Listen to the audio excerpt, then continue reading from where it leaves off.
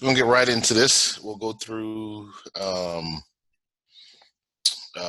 this talk, the power of the immune system in fighting COVID-19, discussing specifically things that you can do to beat the virus. We'll get right into it. This virus is obviously a powerful virus. Some background on the coronavirus is that up until very recently, we didn't have pathologic versions of this virus like we do now.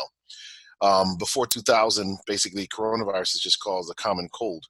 Then SARS hit in 2002, and then MERS hit in around 2008, 2009. And we learned that something had changed. These viruses now were kind of like coming after humans and jumping from animals to humans, which is a pretty scary thought. They can be found in cats, bats, and there's a couple weird mammals that they can be found in China and other parts of the world. And so somewhere in there they jumped. But the coronavirus that we're dealing with now is COVID-19, SARS-CoV-19. It is a very contagious virus, but ironically not as deadly as they make it out to seem. Now, it's deadly for those who it is deadly for, but there's studies that say up to 98% of people who get this virus are going to recover. And that is why we can talk about this and talk about the immune system the way we're about to, because that means that there's something you might be able to do about it. So how does it work? Well, it's a disease of inflammation. It causes acute respiratory distress syndrome. It produces a cytokine storm. In the third phase of the infectious process, you are launched into a hyperinflammatory phase.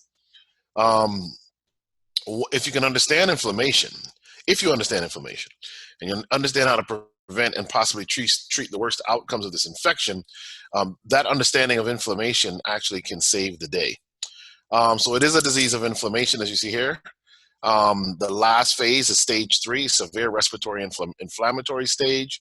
It's a hyperinflammatory phase where you get a cytokine storm. You can see that down in here. That cytokine storm we'll talk about more in a second. But the virus, you're responding to the virus, there's no symptoms, and a lot of people come in at stage 1 and they leave at stage 1. They don't even get symptoms. A lot of people come in at stage 2, leave at stage 2, nothing serious happens. Those people who go all the way to stage 3 that seem to get really sick. So just to give you an example, this again is a disease of inflammation. So here's the induction phase. The virus you get exposed to the virus.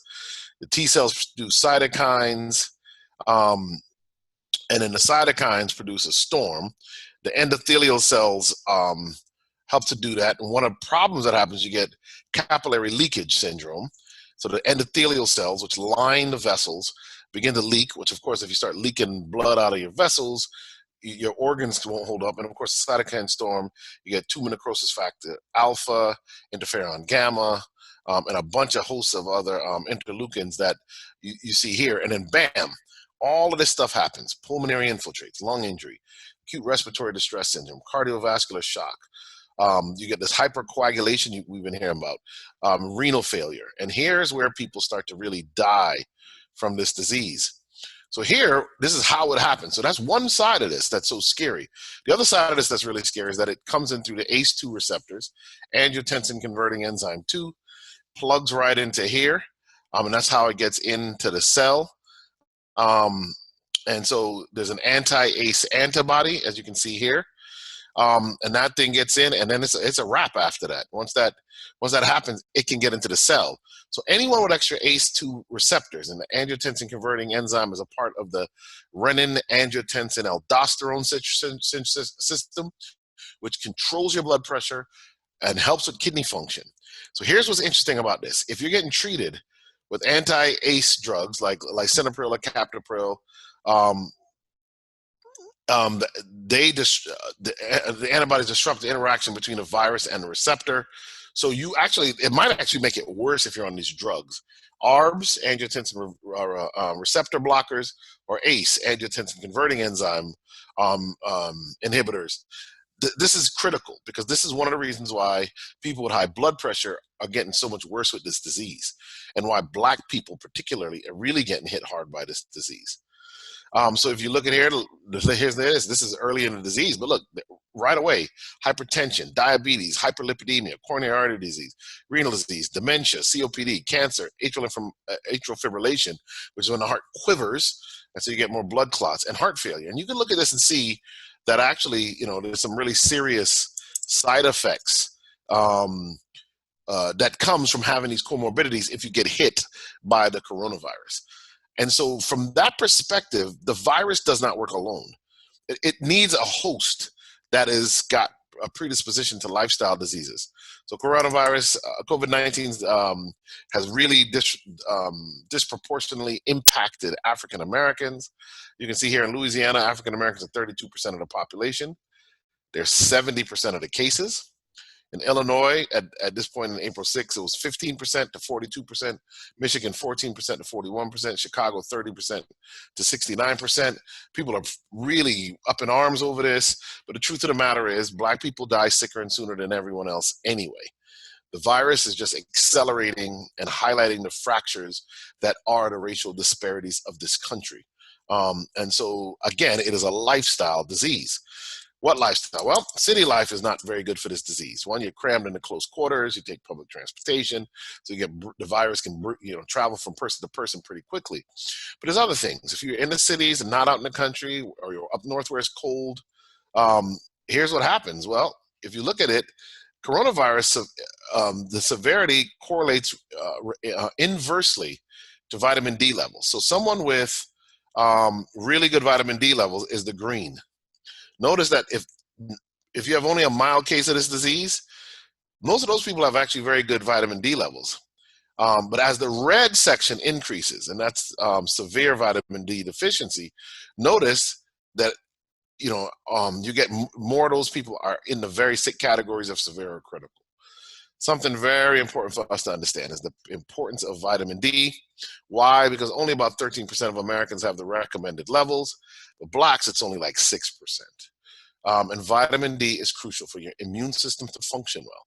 It's best acquired from the sun, but if not, if you live in New York, Detroit, Chicago, and you're in an apartment building and you're indoors most of the time and it's cold all winter, might be wise to make sure you're taking a supplement to make sure you have enough vitamin D for your immune system to work properly.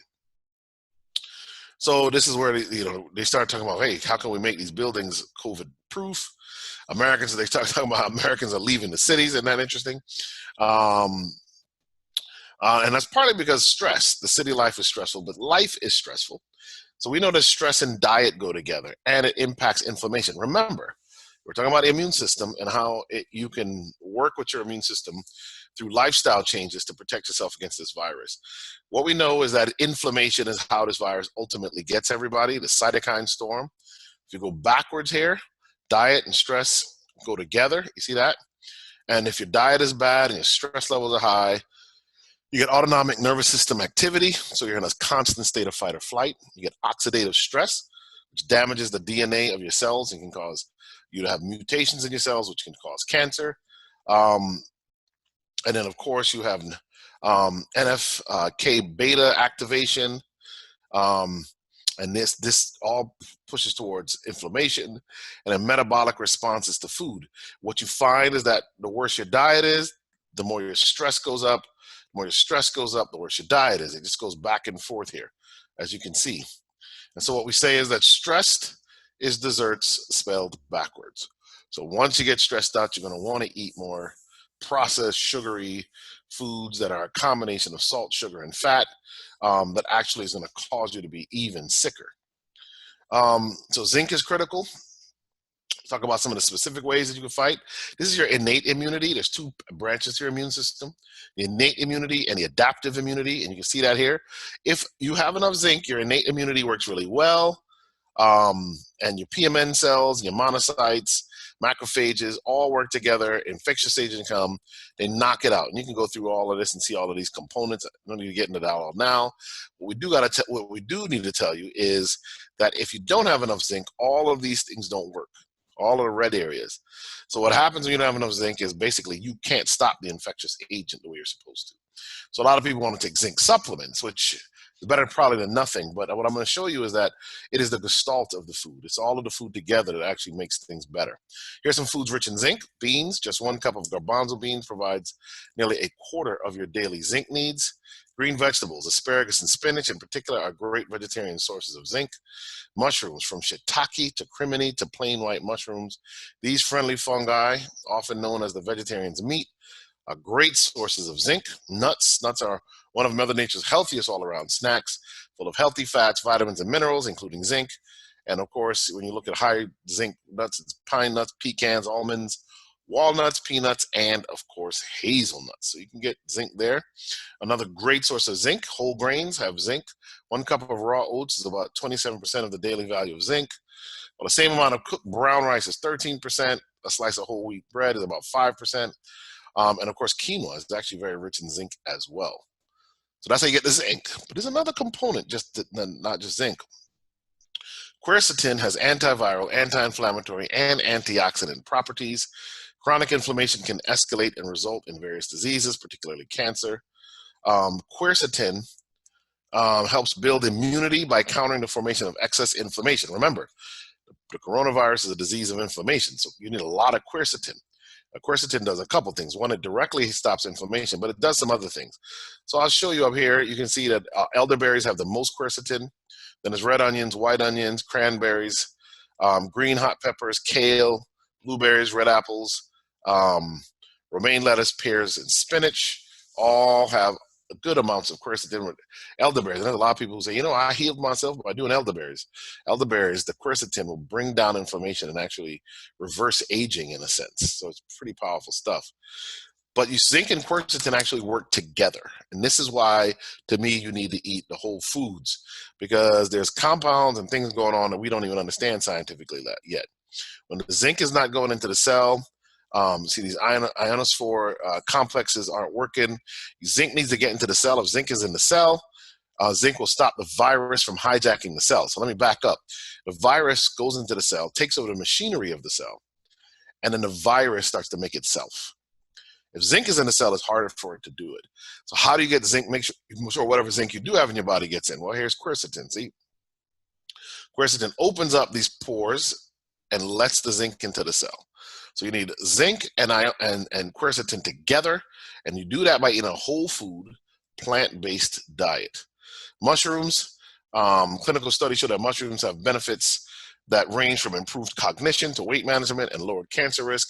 Preliminary evidence suggests that mushrooms may support healthy immune response, lower inflammation, there's inflammation again, and through interaction with the gut microbiota, improved immune cell functionality. And so when you look here, the natural bioactive compounds, let me go back, sorry. Natural bioactive compounds in fungi. This article says, as a potential candidates for protease inhibitors and immune modulators to apply for coronavirus. You can see that one there. Antiviral agents from fungi, diversity of mechanisms, and potential applications. And they're talking about how mushrooms make things that can help fight this virus. So here's green leafy vegetables. I could go in all day into green leafy vegetables. Remember, spinach is high in quercetin. The cruciferous vegetables like Brussels sprouts and broccoli are known to be great in fighting cancer, which is something that the immune system aids in. But all of the phytochemicals and nutrients in the broccoli and in the Brussels sprouts and in the lettuce and in the kale are all able to help fight infection. Same with nuts and seeds. We talked about how all those nuts that are rich in zinc, but there are other compounds in there and some of the healthy fats that are bound to fiber. But the little bit of fat that it'll release will help to grab some vitamins that are fat soluble, bring them into the body more easily. I'm not going to focus on those, but I will mention resveratrol is the color, that pigment that causes the pigment, the coloring of strawberries, raspberries, blackberries, dark blueberries, dark grapes. And it is very good. Resveratrol has been shown in studies to actually shorten the time that someone has a viral infection. So you want to be eating fruits, especially dark berries, because you notice you cut a blueberry in half, it doesn't turn brown. You cut a banana in half, it will turn brown. Or cut an apple. They have so much antioxidant that they don't oxidize. That's what the browning is. They don't oxidize when exposed to air like other fruits do. So very healthy, very important to eat. Another thing I want to throw in there, because we have a chef hosting this, is the power of certain spices. I won't get into many of them, but I'll mention curcumin, which comes from turmeric, which is used in curry powders. My family's Jamaican, so they eat a lot of curry. Traditional known for its as an anti-inflammatory effects. Curcumin has been shown in the last 2 decades to be a potent immunomodulator agent that can modulate the activation of T cells, B cells, macrophages, neutrophils, natural killer cells, and dendritic cells. And so you look over here, chronic disease caused by inflammation is here. Curcumin actually works here and can actually help to reverse the inflammation of chronic diseases and, of course, boost the immune system. Curcumin can also downregulate the expression of various pro-inflammatory cytokines. This is how it does it, including tumor necrosis factor, interleukin 1, 2, 6, 8, and 12, and some chemokines, most likely through inactivation of the transcription factor for NF-kappa beta cells. Interestingly, however, curcumin at low doses can also enhance antibody response. So it can actually do both sides of the immune system and help you to get a good response. And they show you that here. Curcumin comes in and blocks ROS, blocks the TNF alpha, tumor necrosis factor alpha, and stops this cascade from COX-2 down here at the bottom that would cause more inflammation. So it's a powerful, powerful health food, curcumin, that you find in turmeric curry powder. So what food should you avoid? So we talked about you need to eat plenty of leafy green vegetables, lots of fruits, especially berries, nuts, seeds, small quantities, like a handful a day. Also, you should be eating, drinking lots of water, getting your sunshine, and eating mushrooms and foods rich in quercetin, as well as zinc. So what do you avoid? You have the foods that are described as pro-inflammatory, especially and including added sugars. We'll get into that here now. So the way that the white blood cell work, which do the job of getting rid of the toxin. So here's the antigen or the toxin, the virus. Let's say it's the coronavirus. The white blood cell approaches it. It opens up, it surrounds it, brings it inside.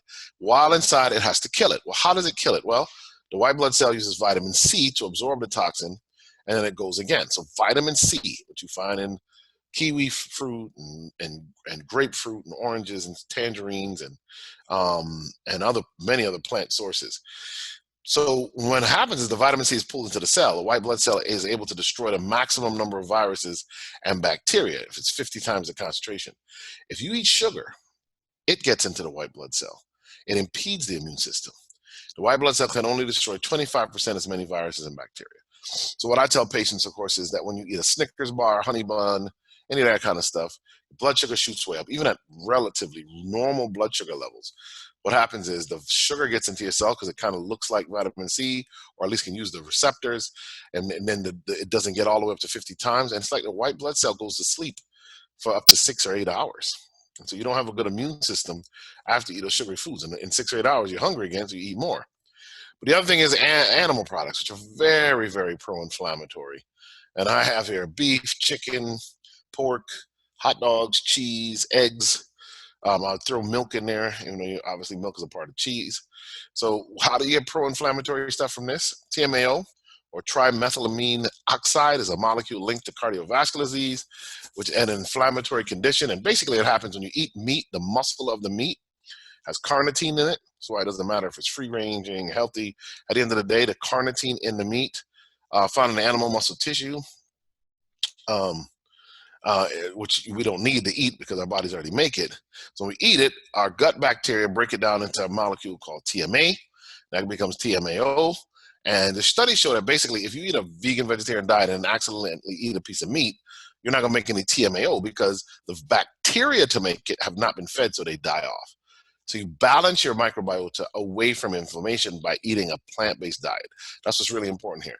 And that way you don't get inflammatory. And of course, this stuff causes atherosclerotic plaques, or blocks up the blood vessels, so that you're more likely to get heart attacks and strokes down the road.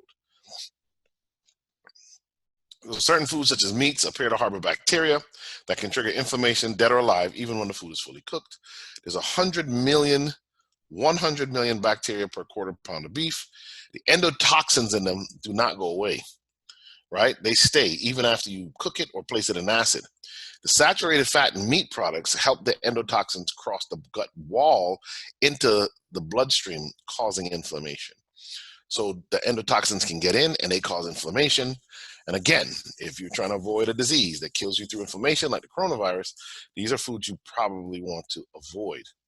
So I'll finish up with a few quick things here. One of the things that is important, I mentioned it earlier, is that you got to manage your stress. And there's something I talk about called the stress equation. Stress equals demands minus resources. So you've got to have the right resources, a higher power, a good family structure. Because alcohol, drugs, and food don't make good resources to manage your stress. Long term, they just can increase your stress. And of course, you can always bring down your demand, not always, but you can also try to bring down your demands to lower your stress as well. So just a quick Bible verse to end out. Psalm 56:3 says, "What time I am afraid, I will trust in thee. In God I will praise his word. In God I have put my trust. I will not fear what flesh can do to me." And I put this in here because we know that spirituality, religion, is a strong protector. It has its own unique benefits. And if you can trust in God, you turn things over to him, like in Alcoholics Anonymous, they talk about turning things over to their higher power. This is so that you get the stress off of you and out of your system so you can manage life better. So this is one of the kind of an overview of how the immune system and diet and nutrition can work together. Obviously, besides the sunlight, exercise, drinking lots of water, making sure you get your sleep. The immune system recharges when we sleep. If you don't sleep, your immune system never turns all the way back up. So you can't really go out there and fight the viruses or to protect yourself against cancer. So not sleeping is one of the terrible things that our society has gotten us all into, but really important that we sleep for a lot of reasons. I think with that said, I know we wanted to do some questions. I guess I'll open it up for questions and answer now.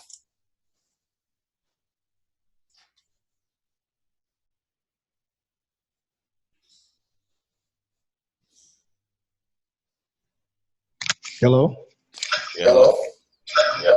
Yeah. I had a question.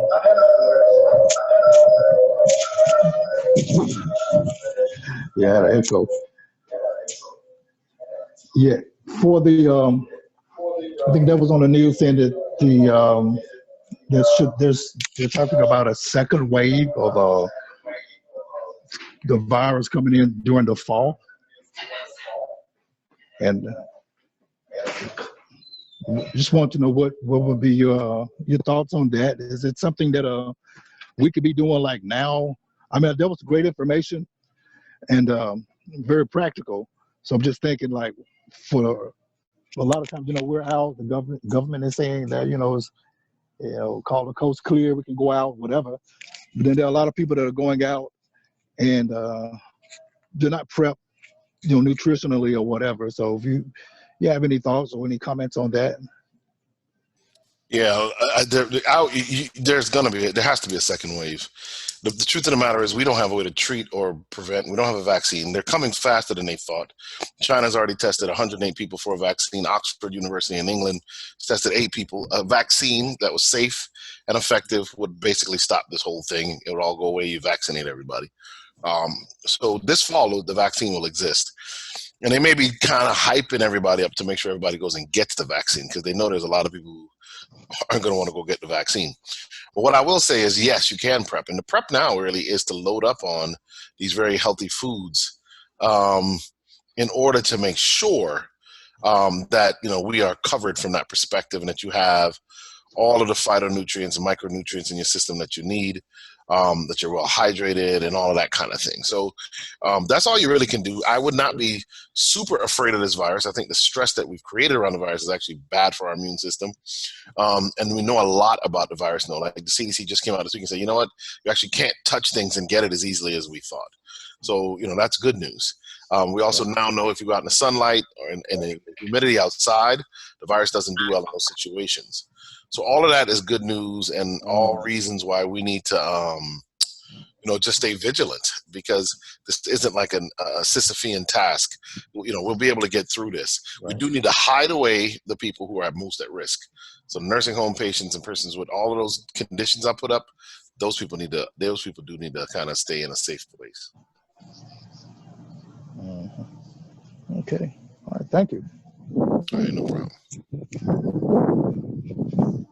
There's a other question.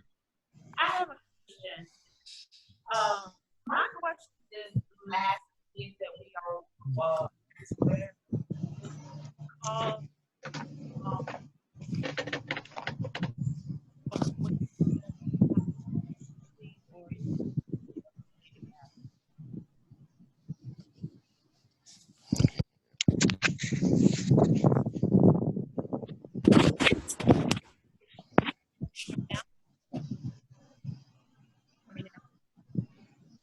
I don't hear her. Your volume is breaking up.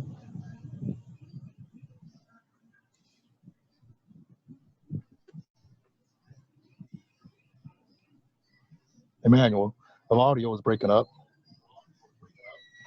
Okay, let me talk to him.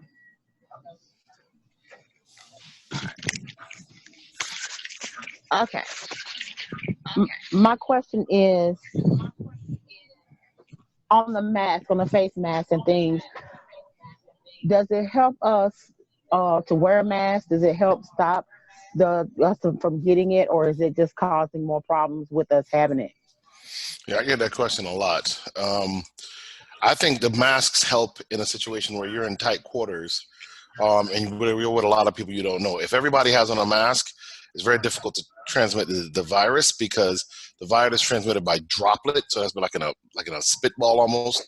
When someone coughs or sneezes for the most part, or breathes really hard out, I guess. So if they have on a mask, they block most of it on their face.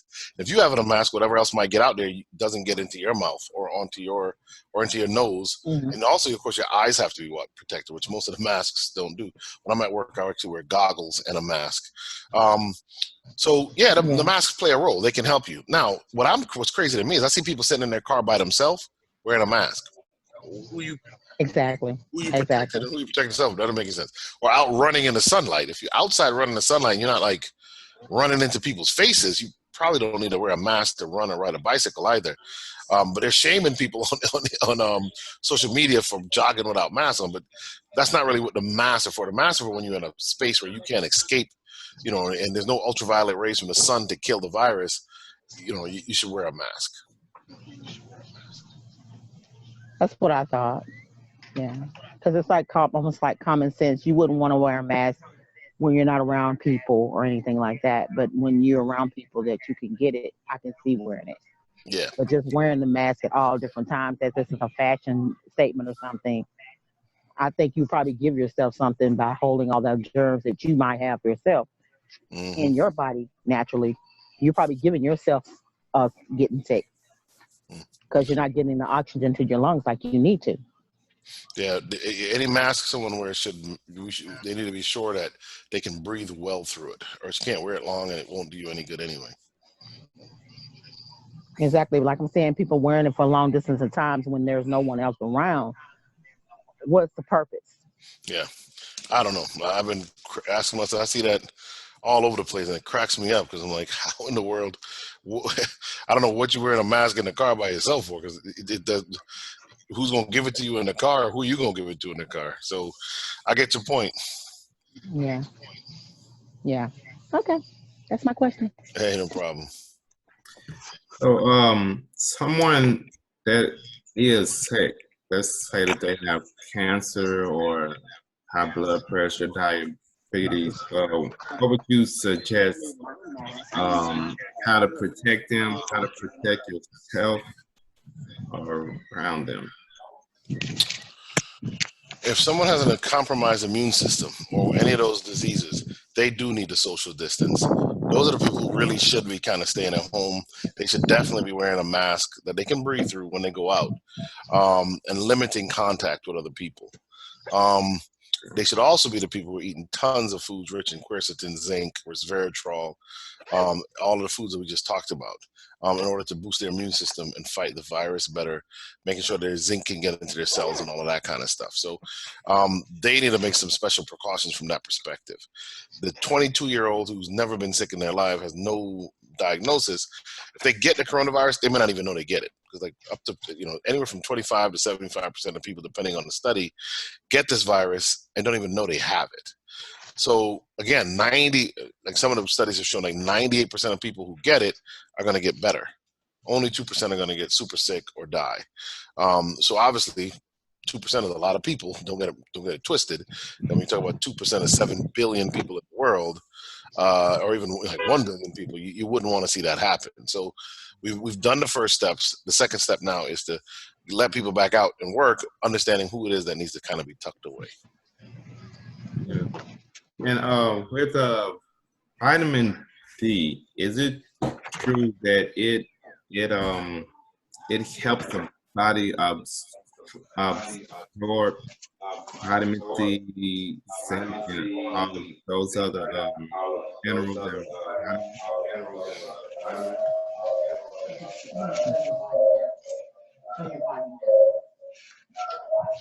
You're asking if vitamin D helps you absorb all that other stuff? I don't know that it helps you absorb it, but it works. All the vitamins kind of work synergistically. You kind of need all of them to be healthy, obviously. So vitamin D just helps to kind of empower the immune system to do what it does. That's the way vitamin D kind of works. Of course, it also regulates calcium, phosphorus in the body, so it makes your bones strong and stuff like that. But no, vitamin D is critical, and I think that's why there's this correlation between vitamin D levels and sickness in the coronavirus.